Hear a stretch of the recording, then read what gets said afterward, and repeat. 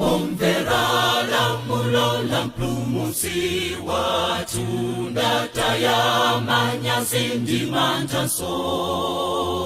dimaundi nchito ndimakaliwe dipita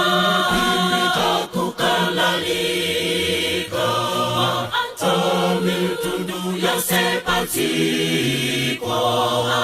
Zachikondi cha Yesu mbuye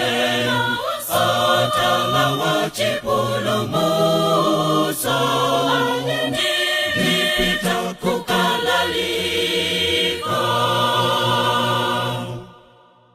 zikolila zazandichiwa wanditu Yesu watipasa chemekezo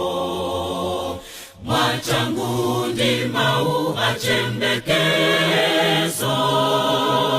Nipita kukalalika Mitundu ya sepatiko Zachikondi cha Yesu mbuye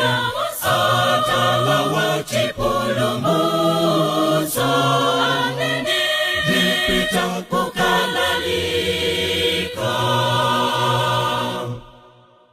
Zalandira mpamvu atero Yesu yo yanzimu wa mlungu woyerayo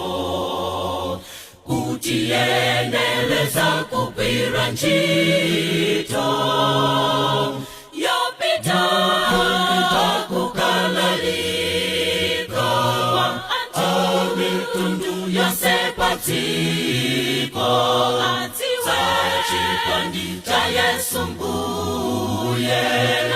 atalawa chipulumuso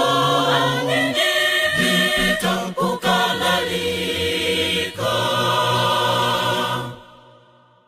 Ozakwera Yesu mpulumusi watu Zalandira onse otutawo Pamozizi paso anazipeza Opita kukalalika Mitundu ya sepatiko Zachikondi cha Yesu mbuye atalawa chipulumuso